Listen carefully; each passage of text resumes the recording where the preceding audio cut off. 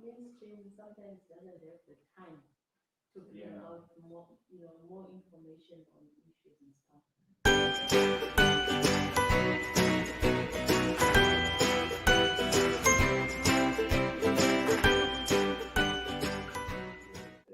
Mhm. Mhm. And especially when you're then putting out information in prison, so you can't really then bring out another narrative. Yeah, everything is okay. There's no crisis, so everything has to sound okay. But I think you are giving them competition is serious. They are feeling it now. Yeah, they totally fine. All right, so he said, let's do it.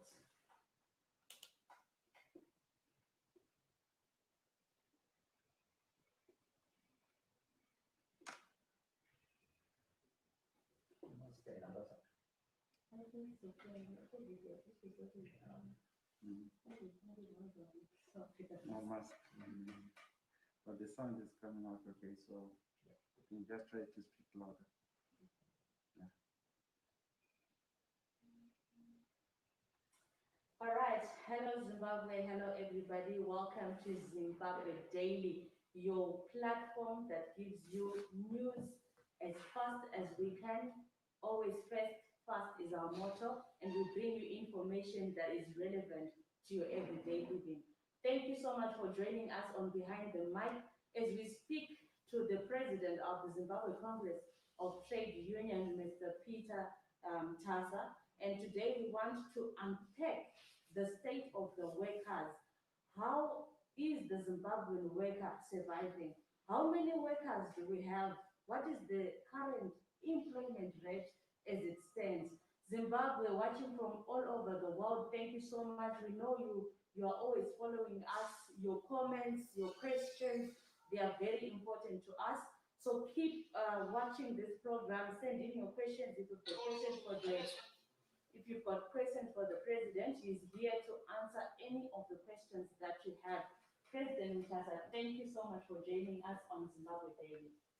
Thank you, it's my pleasure to be here, and thank you, and good morning, viewers. Wonderful. So the state of the worker in Zimbabwe has been rather sad to look at. We have teachers going on strike, we've got doctors going on strike, we've got the security sector raising concerns over their salaries. Uh, we have the economy literally, falling by the wayside because of a number of issues. This conversation by giving us an overview of the employment rate in the formal sector, informal sector, in every sector that is really pushing our nation. Right, so thank you very much. The basic measure that is normally used to in employment statistics is the unemployment rate. Mm-hmm. So the last labor force survey of labor force and child labor survey of 2019 indicated that we have 2.9 million people who are employed. And of those 2.9 million people, 566,000 are unemployed, which is 16.4%, which was said to be unemployed. But that figure is not useful in our environment for policy making and for making analysis, because our economy is highly informalized. In fact, 60.6% of the GDP is in the informal economy. Mm-hmm. So a number of issues have to be addressed for us to get with meaningful figures for policy making. So this is why we have other measures to measure, for example, the potential labor force. Mm-hmm. How many people are looking for a job who are not counted in the labor force that we have, the 2.9, but are not ready to report for duty. Mm-hmm. And also how many people who are willing to work and seeking job, but are already discouraged. They've given up because there are no job opportunities. Mm-hmm. So if we combine the unemployment rate and the potential labor force that we have, we get a combined rate of unemployment and potential labor force of 50%. So that is a huge number. 50% of people who ordinarily are supposed to be at work and want to work, but are not in work.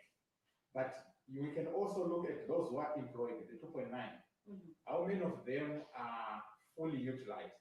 Yeah. So there's also underutilization of the people who are there. And if you look at the time-related underemployment, people who are employed but they are not working the desired number of hours that they ordinarily should be working. So some are working 2 hours, but they can work 8 hours a day. And how many of them who desire to work 40 hours a week, but are working less? That's a good indicator again, and we have a big number of them. So if you combine, we have 41% of people who are currently employed, but they are underutilized or underemployed. They want to work more hours, but they are not there. So if you combine unemployment at 16%, and then you combine rate of unemployment and potential labor force of 50%, and then 41% of those who are already at work, but are not working full hours, you get a big number of over 4 million people in this country whom we can say they are unemployed, underemployed, and also discouraged job seekers. So we have a crisis when it comes to the level of employment in this country. Unfortunately, in government circles and in formal police circles, they tend to use the 16%. But you can see that it is absurd, because if you say you are 16%, it means we are actually better than South Africa, we're even better than other countries in Europe. And that is an anomaly. So we need to use all these statistics to come. 76% of them, which is almost 2.2 million, they are informal jobs, jobs that are not formal, jobs that are not very secure, without social protection, without job protection. So that's again a crisis that we need to point out, that those jobs need to be formalized so that people can secure jobs with social protection, with medical aid, with annual leave, and many other protective measures. And only 24% are formally employed. So this is a mirror reflection of the highly informal economy that we now have, and these are serious policy challenges.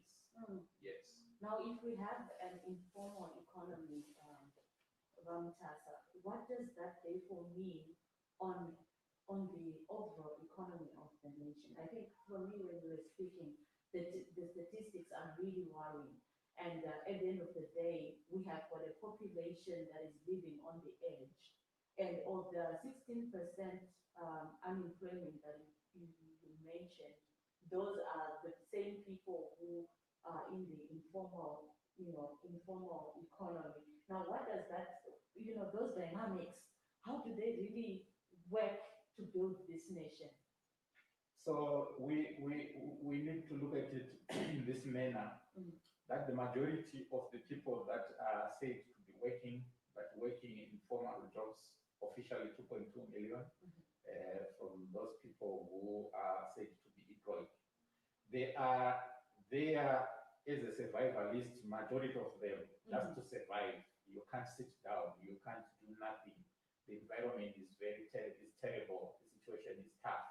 So you just go there, you're a graduate from University of Zimbabwe, you have got a social science degree or an engineering degree, but you're selling tomatoes or you're selling airtime. So the first thing is there is no job security in informal economy. Anything can happen. The local authority can come and destroy your market stores, and you are out of income. There's also no income security. If you are not feeling well, if you feel sick, you don't have income security. There's no sick leave. You work for yourself. It's hustling. If you don't come If out, you don't come, you don't have income. Yeah. So you just have to go to work even if you are not feeling well. And also, there's no social protection. If you are involved in an accident, you cannot have accident cover to insure you. If you reach retirement age, you don't have a pension. So we need to look at how to formalize the informal sector. Unfortunately, we inherited an economy that is purely colonial. The colonial economy was not meant to work for the majority. It was meant to work for the few. So there was this small, overly assisted, all the public policies, they assisted the formal economy. If you look currently with the auction, forex auction, it started with the formal economy. They really want to assist the formal economy. The informal economy, they are not registered. They don't have these papers that are required. They don't have many things that are required. So it is neglected. So they don't have a say. They are not represented in the high offices. They don't have advocacy capacity that matches the big corporate or mutual economy. So they are neglected. But that is a legacy of the colonial economy. So we have inherited a colonial economy which is dual and internet, where the national resources and national policies focus on the few. The majority are ignored, but the majority in the informal economy are the ones that are doing much. They are producing more in terms of our production. They are also selling more, even exporting. The artisanal miners in gold, they are producing more gold than the formal. So we have a mismatch, and in terms of policy, we are supposed to acknowledge the presence and the importance of the informal economy and ensure that we formalize it so that we create jobs, and not just jobs, but decent jobs. Jobs with rights at work, jobs that have got social protection, and jobs that also have social dialogue where the workers and government and employers can sit down and address issues that are necessary for the employment or job market. So this is what needs to be done, but unfortunately, that is an area that we have ignored. So as a result, the majority of our people are found in the informal economy. They are facing different challenges, the police brutality and victimization. They are also without solid income protection, and they are ignored. So that's how bad the situation is in the informal economy, and we need to urgently tackle that police problem. And you mentioned that if we were to move forward, we would want to formalize the informal sector. That would also mean government benefits also from the taxation. However, I think the government has moved on a step further, realizing this, that our economy is highly informalized to a point where all of us are now being taxed for buying our groceries, for doing the mundane things. Even when you're formally employed, you're also getting taxed even after you've got your normal taxation that takes place. Now, can you enlighten me and maybe some of our viewers who are economically illiterate in terms of how does the whole taxation system work in terms of the workers, the companies, the government, and where does it leave me, an ordinary Zimbabwean who is trying to make out a living? So firstly, I'm not an economist, but I engage in public policy more in my work as a trade unionist. So the first issue that we need to point out is there is a misconception that when we say we must formalize the formal economy, we are only looking at formalizing in terms of taxation. And this is what many governments are missing. They are focusing on how can we milk, how can we drain this informal economy players. They are not focusing on how can we develop it. So our major difference with economies that grow so rapidly like China and the Asian tigers is that they understood the power of these small and micro and medium enterprises. And they took deliberate moves to develop through policy and also to develop through incentives those small companies. You have a company as big as Huawei here being given tax concessions, but you have manufacturers, small manufacturers in here who are not incentivized by the same government that is giving a foreign entity and a global entity for that matter that does not even need incentive much tax incentives. So when we say formalizing the informal economy, we mean taking a deliberate policy attention and a deliberate policy pathway that seeks to assist the informal economy to grow, to be sustainable, and to become conglomerates and big corporates. Yeah. So this is what the government is missing. The people who need to be assisted are the entrepreneurs who are out of failing to get employment, are doing a lot to sustain this economy. They need the tax incentives. When we talk about special economic zones, we are looking at asking people, big corporates, to come into this country, benefit from our resources, benefit from cheap labor, benefit from our market, and normally they go soon after the concessional period has come to an end. The 5 years, the 10 years, they go out. We must look at incentivizing our own entrepreneurs. Yes. The person who is rearing 50 heads, 50 chickens, Yes. must be assisted. The community that is rearing 1,000 chickens must be assisted to value aid and to deal with all the value chains until they become a big entity. So we should not just look at tax. But if we look at tax, they are overly taxed. Zimbabweans pay huge taxes. If you are employed, you pay your payee. The little salary that is left, you pay NASA, you pay NAC, you then go to the shops, you pay VAT, you pay rates at the council, you pay at the toll gates. We have huge taxes as a country.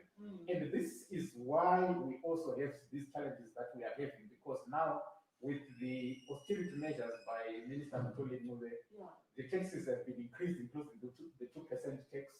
Incomes have been compressed. Yes. So we are now in a crisis, a vicious cycle, where there is low disposable incomes because our incomes are so low, and the high taxes.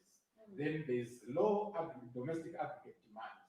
And because there's low domestic aggregate demand, no one of us is still saving. There are low savings and low investment.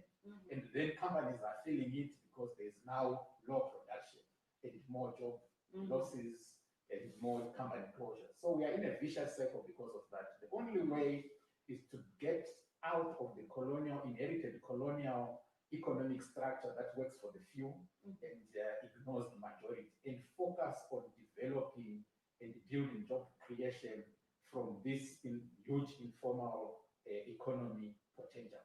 And how do we do that? I mean, we've got our overtaxed, citizens whose incomes have been so much compressed, and we've got companies that are also trying to swim and keep afloat, and we've got all these policies that are not favorable to the, building of such an economy as you are talking about.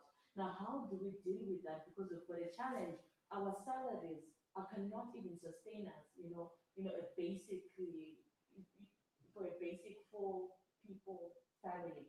Now, how do we balance the salaries, the living wage, as ZCTU is always saying, and these policies that are so much anti-progress? Yeah, so it takes leadership. There's no way out of it.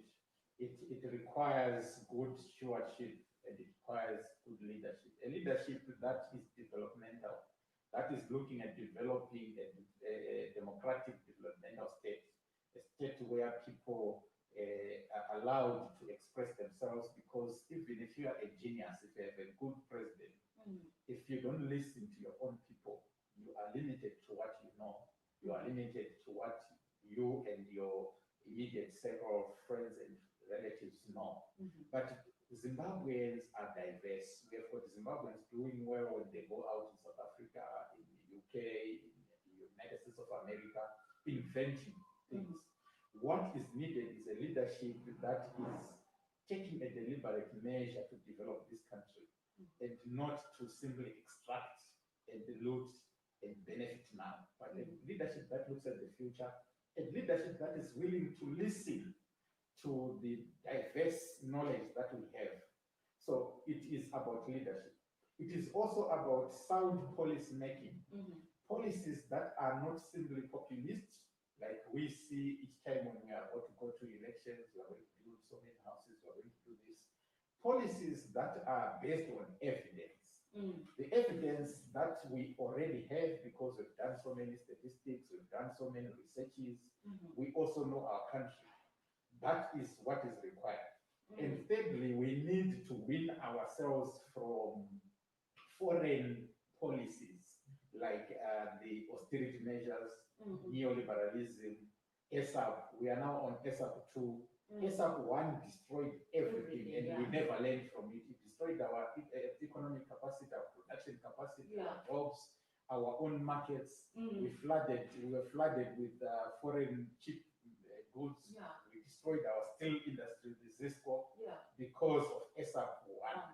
We didn't learn from anything. So we need a leadership that is consistently learning and also avoiding the pitfalls of the past that we don't have. And then fourthly, we need a leadership that has got good stewardship. Zimbabwe is endowed with natural resources, good weather, lots of arable land. We took back our land, we say so. But why are we starving? We are starving because we politicize everything. The people we put on land were not people who needed land, and people with knowledge of farming, and people who desire to farm. They are not farm agricultural entrepreneurs. We have people who are in the rural areas who are already sustaining this economy in terms of agriculture, because much of our grains was coming from the peasant farmers. Those peasants were not given more land to do what they know best. People who stay in Borodale, people who stay in Mount Pleasant, who just want out of posterity big land, who go there for pride, were given land and they're doing nothing. They're growing soya beans instead of soybean. So that's another aspect. We also have natural resources that we are wasting away. If you look at the amount of illicit financial outflows, the last time Reserve Bank was saying around 1.8 billion or 2 billion is going out. If you go around this country, every place where there is gold, people are mining. So what is that? Where is that gold going? If you go in all our mountains, we are destroying all of them, mining chrome, platinum.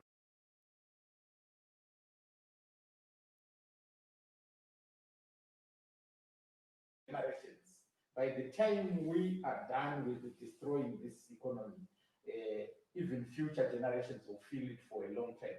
So it is about leadership, it is about stewardship of our resources, and it is also about listening and tapping into our diversity.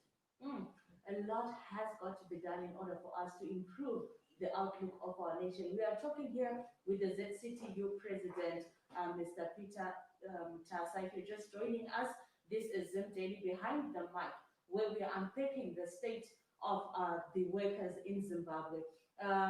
Keep in touch with us on this platform, on our Facebook page at Zim Daily. Also, you can join us on zimdaily.com. That's our website. If you go onto our website, we've got a WhatsApp platform there, so you can actually send us a message via WhatsApp. Let's keep the interaction going. Let's keep the conversation going. We can make Zimbabwe better and greater again, and this we can do it together. So, Mr. President, we want to move on to the next stage. We have seen the environmental standing as it is now for a worker. Now, with the coming in of COVID-19, we are all masking up because we really need to get our economy moving and working. Now, what did this do to this already compressed worker? So, our analysis on COVID-19 as a country must be completely different with the analysis of other countries and in other places. Before COVID-19, we already had serious challenges, serious social challenges. Our doctors were consistently, nurses were consistently on strike. Our teachers were threatening strikes. We already had 7.7 million, according to World Food Program, reports facing starvation.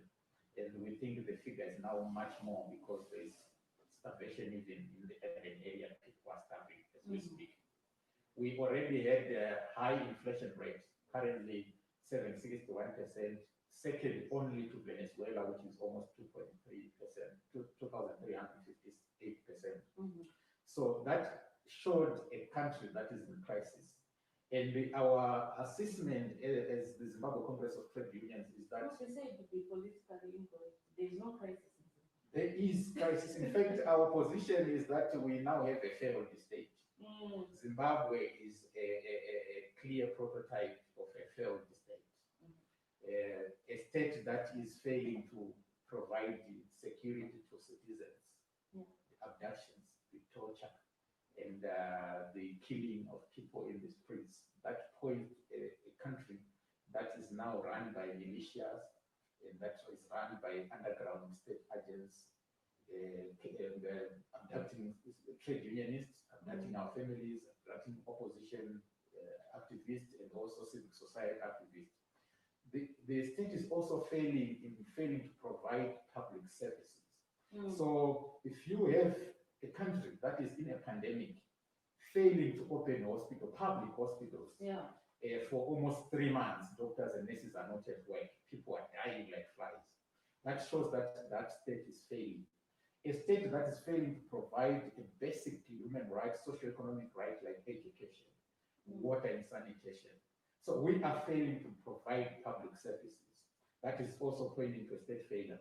And if you then look at the economic implosion, the wage crisis, if the government says there is no crisis, as workers, we are very clear that we've got a crisis. It is epitomized by the wage crisis. Currently, we have a wage crisis. That is why doctors and nurses are not motivated and not working. We have a wage crisis. That is why teachers are not at work. So COVID came under that context. So we must not just apportion everything to COVID. We need to address the issues that resulted in us in having 7.7 million people facing starvation when we had used 3 billion on command agriculture. So that is the context that we had. And COVID then simply came and added to that crisis that we already have. But we cannot also underestimate COVID. COVID came and the economy was shut down. So as the economy shut down, the few workers were still in formal employment, and the majority of workers who were in informal economy were all affected. Firstly, people lost employment, livelihoods in the informal economy.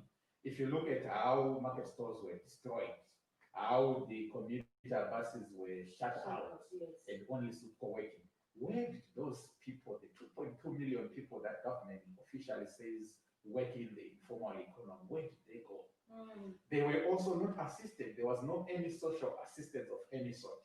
So that's how workers in the informal economy were affected. They were literally dumped and left to starve. And they are still facing those challenges. In the formal economy, many companies completely shut down. If you look at other peculiar sectors like the hospitality, tourism and hospitality, Victoria's Falls became a ghost town, Kayariba a ghost city. So they closed completely. We have seen a majority of the young people and majority women who are on fixed term contracts. Most companies terminated all those contracts. Recently, the Zimstats has said it has carried a rapid survey. We don't think it's very reliable, but it points a troublesome figure. 21% people who lost employment who were working, but as a result of COVID, they are no longer working. But we think the figure is much bigger than that. We've also seen workers losing income because they were no longer working full hours, and the employers took back income. Some lost their leave days, and some the contracts were simply terminated. So it has caused real havoc in the labor market, and it has not been assisted. The situation has not been assisted by the government. We had asked the government under the tripartite negotiating forum to come up with a COVID-19 response policy that addresses issue of vulnerability. How are we going to address people who are vulnerable, who have lost employment, who are underemployed now because of COVID? That was also going to deal with issue of income security and job security, like we saw in Namibia, we saw in Botswana, we saw in South Africa. We also wanted to address how do we move post-COVID? How do we assist businesses that are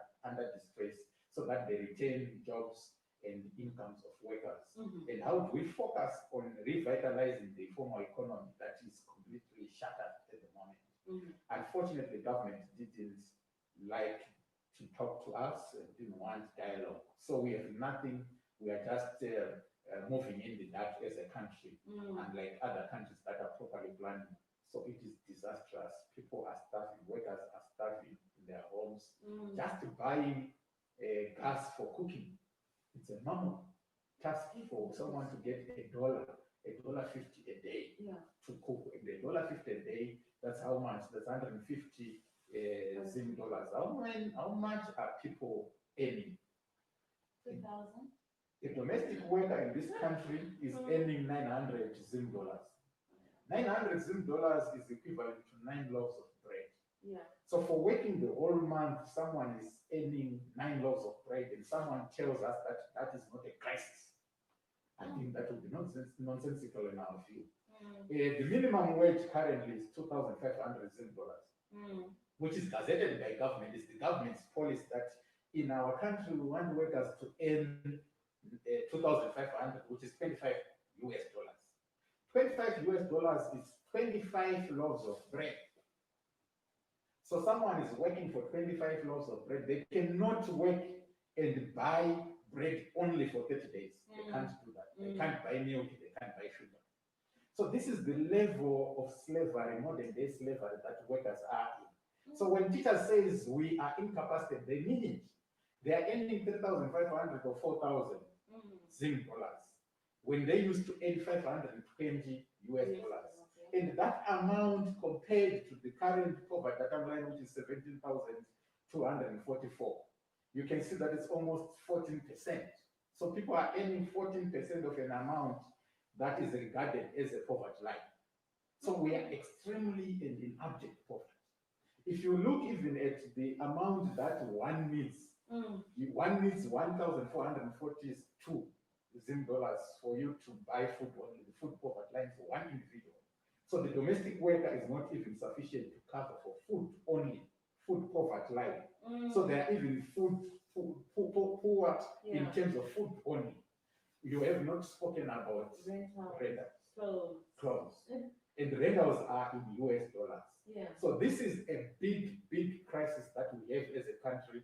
And we expected a government that is said to be a new dispensation, a government that is said to be a second republic, a government in a country that is purported to be independent and free, to regard the wage situation as a crisis that requires immediate intervention. You may know that in the past, in the 1940s and 1948 and 1947 and 45, there were strikes in Rhodesia. And the government, when there was a national shutdown, it instituted a commission of inquiry to look into the working conditions of the native, as they were called, the native workers. A Rhodesian government, a colonial government, did not say, let us combine tomorrow, let us abduct them, let us torture them. They said, let us look into the crisis. What is the crisis? They acknowledge the crisis. A government that is said to be revolutionary, that is said to be running an independent state, when workers says we are incapacitated, we are suffering, says you are declaring war and we will give you war. We don't need war. We are not declaring any war with anyone.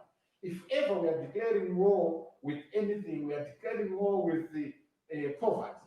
We are declaring war with inequality. We are declaring war with the corruption, poor governance, and lack of democracy. And these are things that we think are genuine. So in short, workers are in trouble. We are in modern day slavery. Workers are in trouble. We are looking at the plight of the worker in Zimbabwe. Now, let's also put you further into context. A Zimbabwean worker who stays in a ghetto has to buy water because there's no water supply on the tap. They have to buy gas because electricity is expensive. They just in the last month they've raised the tariffs for ZESA by 100%. We are looking at they have to pay for rentals which are charged in USD. A room in like Chitungwiza are going for $20 US. And this is a worker who is earning 25 USD as said by the president. Now, when the same worker speaks out, you are called defiant. If you don't want the job, go home, we'll replace you. Yeah. What does that speak of the attitude of the government? It is a sad indictment. A sad indictment in that amongst the demands of the liberation struggle, working conditions was quite central. The people who really started talking about political movements at the decisive phases of the second Chumurenga were trade unionists. It was Benjamin Orombo who could stand up against the whites and say workers must have dignity and respect. It was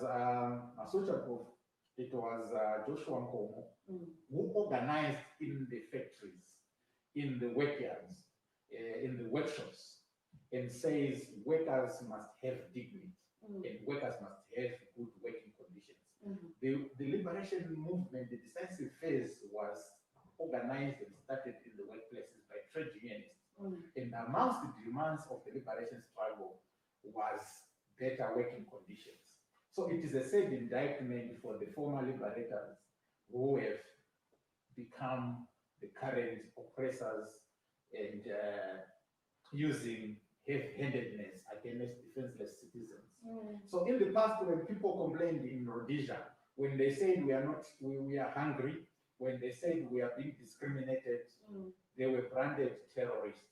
They were said to be terrorists. The same people who were said to be terrorists, who spent time in prison in Chikurubi, are the same people who are telling trade unions now, today, who are saying we are hungry, that you are terrorists.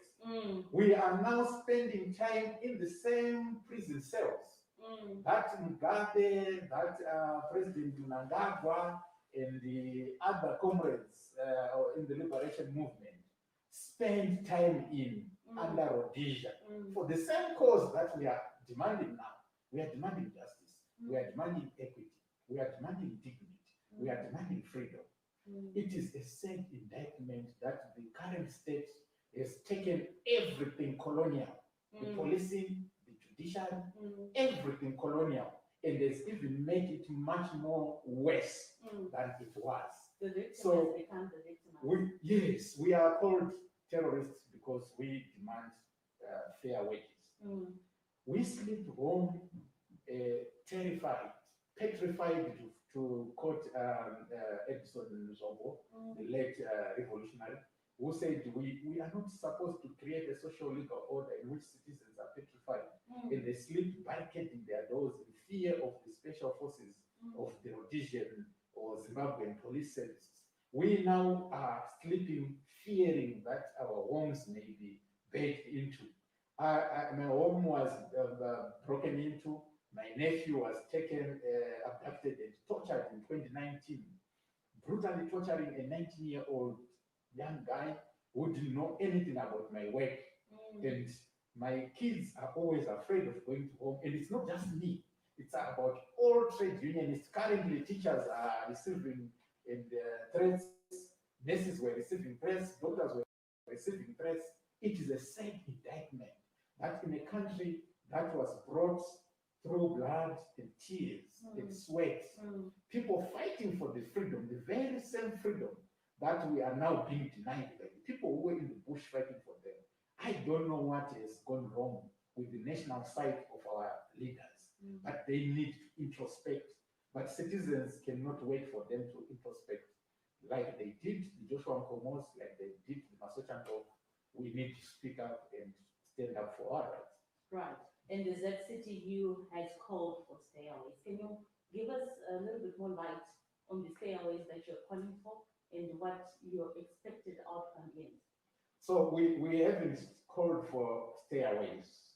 Yeah. So what we have done is the General Council, the highest decision-making board of the Zimbabwe Congress of Trade Unions, made a resolution. You remember, soon after the shooting of August 1, 2018, in October, we we went into the streets and were brutalized and arrested, Mm. fighting against austerity measures and the 2% tax and the erosion of salaries. So in 2019, we were also in the streets and we were brutalized and many people were killed and many people were named, some were raped in January 2019 when we were fighting against the high cost of living, especially the fuel increases. So the General Council made a resolution that we cannot stop knocking. We need to keep on knocking at the government and demanding that they treat us fair. So it made a resolution that we must call for a general strike, a national shutdown, or a general strike. And we also went around the country consulting workers through our labor forums. There was an emphatic yes for a general strike. We only stopped because of COVID. But now we are seeing everything is open, schools are open, businesses are open. We now demand that the government must open our freedoms. They can't continue bottling our freedoms, but opening everything, opening repression, opening exploitation.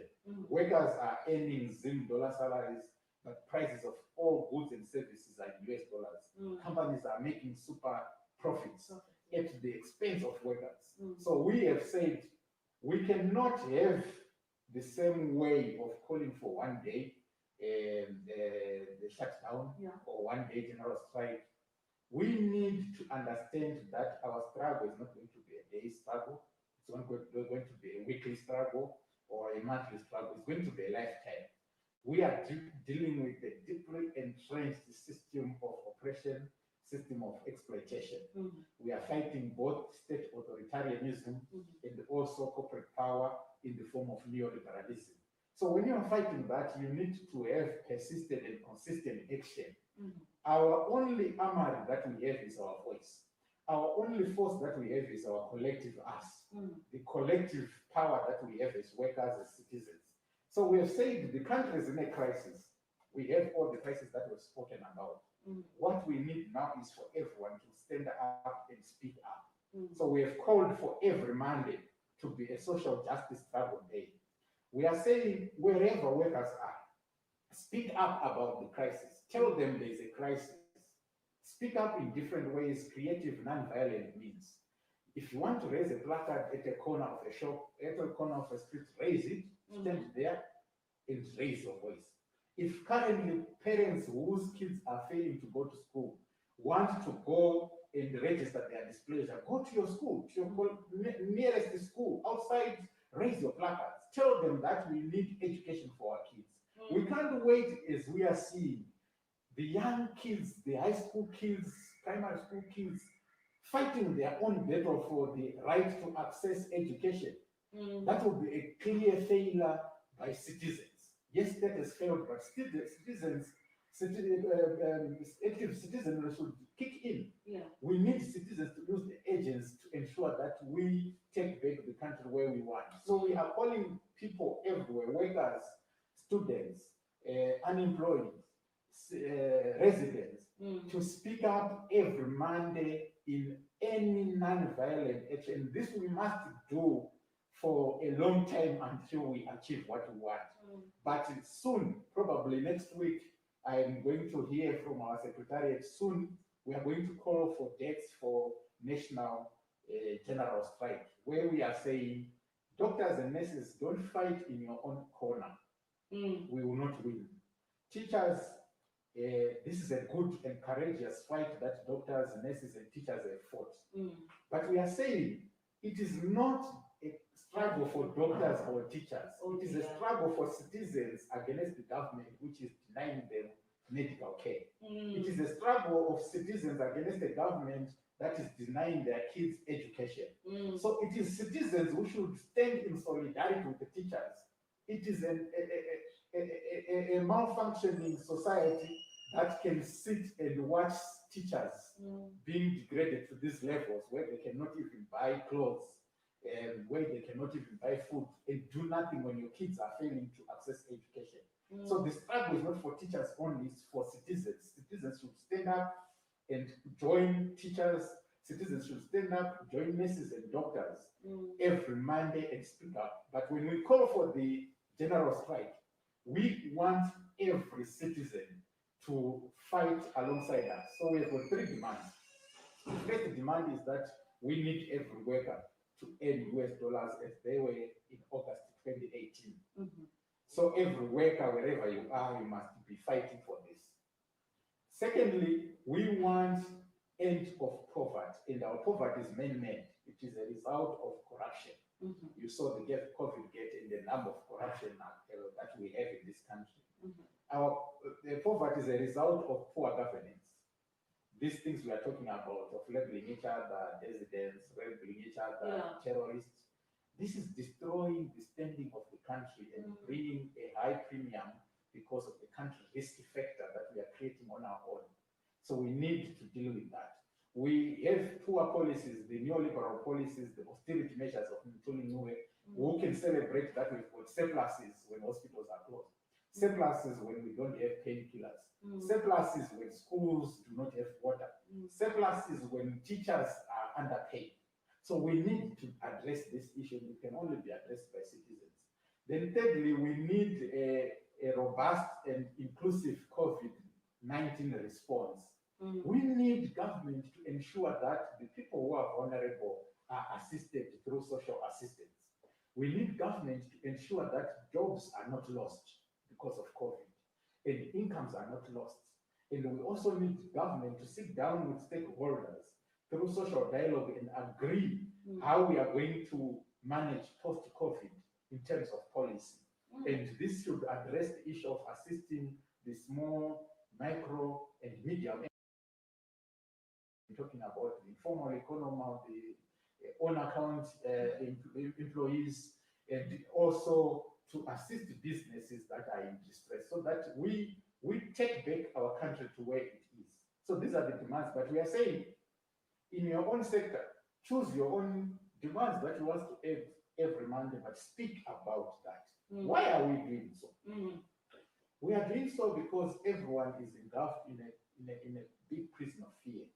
What the government did after seeing that people were now assuming that they are liberated after the November 2017, they killed the people in the street on 1 August to make people fear the government. They also killed people in January 2019 to make people fear the government. The government is not bringing a policy or ideological hegemony so that people voluntarily follow it because of policy and ideological hegemony. It is using coercive power, the military power, the police power, the judicial power of the state to cow everyone into fear. So what is needed is to free citizens from fear. The best way to free ourselves from fear is to get up and stand up for our rights. When we speak, we are getting from a point of fear to a point of courage. So let us use the fear that we have as our courage by speaking up. So this is what we are doing. So workers, get ready for the general strike is coming, but also let us use the mandates. The other point, we are using the mandates to mobilize the citizens for the general strike and also to conscientize. There are some people who still don't understand why we are in this crisis. They don't understand all these things we are talking about. So let's use the mandates to meet workers, to meet citizens, and conscientize them and unite us, all workers, on this agenda. There is nothing that should polarize us. A ZANU-PF supporter buys in okay, an MDC buys in okay, NPF, Mawambo, APA, name it. A Roman Catholic, a Methodist, an Apostolic, we all buy in okay. So there's nothing that should divide us. But our trials, our tribulations, our suffering should actually unite us, despite the political affiliations, religious beliefs, and anything else. After all, it's our Zimbabwe. It is our Zimbabwe. We are not doing this because we hate anyone. Some of us are not political players. We don't contest with any politician. What we are doing is we just need a better Zimbabwe for everyone. We are doing this because we are seeing our families suffering. And I laugh each time a politician says we are being forced or we are being sent by America or anyone else. Is America the hunger that we are feeling? Is America the starvation that we are facing? Is America the mismatch between incomes and cost of living that we are facing. We are pushed by one agenda and one desire to have a working Zimbabwe. Wonderful. Thank you so much, President Mutasa, for giving us this elaborate explanation and unpacking the state of the worker in Zimbabwe. So thank you so much, Zimbabwe, for joining us on Zimbabwe Daily, your platform that brings you news first and fast. We bring you information that is relevant to your everyday living. And we know that you love Zimbabwe as much as we all love Zimbabwe. Thank you so much for joining us on this program today, where we are meeting with the ZCTU president to understand the route that the worker movement is taking in order to galvanize and mobilize workers to engage government, to build our nation, and to build the future that we so desire. Thank you so much, President, for It's been my pleasure, and thank you for hosting me. No, thank you so much. So join us again on our next program. We will bring you more informative news from Zimbabwe. I'm Yvonne Muchaka. It was great having you.